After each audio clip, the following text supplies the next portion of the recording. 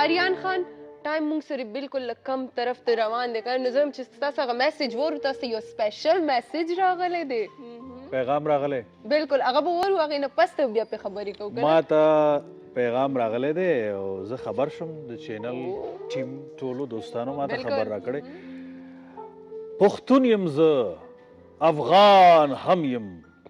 یاد په نړۍ کې پټان هم یم واه واه په ځان نازېږم خان یادېږم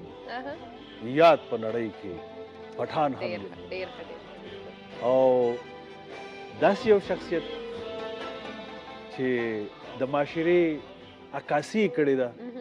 ښایسته ترانې سرودونه سندرې لیکلي دي بالکل نوم یې نه علم تاسو ته په سرپرایز خپله به یو ګورئ چې داسې یو پیغام یې رالیږلی دی مینه یې رالیږلې ده خپل احساسات یې وړاندې کړي د خیبر شیشې لارې شاعر ادیب ښایسته لیکوال درون د شملې شخصیت درون شخصیت نو اورو چې دا پیغام بالکل دا پیغام اورو هغې نه پس ته به آریان خان پې خبره کوي نو راځئ بسم الله الرحمن الرحیم د لوی سپېڅلي څښتن تعالی په سپېڅلي نامه زه عمر بورا زماني له ډنمارک څخه د خیبر تلویزیون ټولو کتونکو او اورېدونکو ته سلامونه او درناوی وایم ډېر خوشحاله یم چې د خیبر تلویزیون د آریان خان په دې پروګرام کې له تاسو سره ګډون لرم خیبر تلویزیون د خیبر پښتونخوا لومړنی پښتو چینل دی چې په پښتو ژبه یې خپرونې پیل کړې خیبر تلویزیون د مسافرو لپاره ځانګړي پروګرامونه لري تر څو د دوی ستونزې مسؤلو چارواکو او پښتون ولس ته ورسوي له دې سره سره د پښتو ژبې لیکوالانو شاعرانو هنرمندانو او سندرغاړو ته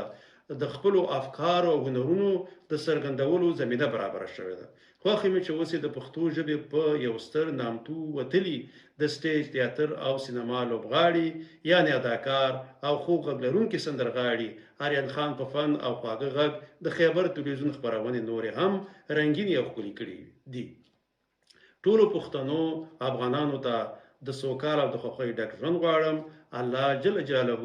دې پښتانه افغانان د علم او پوهې په ګاڼه سمبال کړي ښه وختونه او پروګرامونه ولرئ عمر بورا زمانی شاعر لیکوال ادیب د فرهنګ لیواله هنرپاله ښایسته شخصیت نو ښایسته آواز خبرې اترې مو واورېدې دومره ښایسته شاعري لیکلې ده او د دې پیغام ټولو پښتنو ته افغانانو ته ورسېدو د خیبر شیشې تعریف یې وکړلو پښتون یم زه افغان هم یم شاعري د دې لیک ډېر ښه ډېر ښه هغه دوی لیکلې ده ډېرې زیاتې ترانې دي لیکلې ډېرې ښې سندرې لیکلې دي او کلتوري ورځو کې د پښتو ژبې ډېر سخت ملاتړ کوي د افغانیت د کلتور د فرهنګ نو ډېر زیاته مننه الله دې د عمر خاون کا د اوږد عمر خاون کا صحتمند اوسي تندرست اوسي آمین قسم که آریان جان گفتن واقعا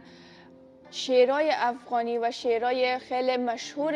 پشتو واقعا مدیون شاعری آنها هستند و خیلی خوش شدیم که پیام خیلی زیبای شما را دیدیم تشکر که تو پیام خوبی را بر ما فرستادین و واقعا خوش شدیم که پیام شما را دیدیم تشکر ډیره مننه ډیره مننه زه وایم چې خبرې اترې زموږ کې ښایسته میسج هم موږ واورېدو د هغوی ډیره مننه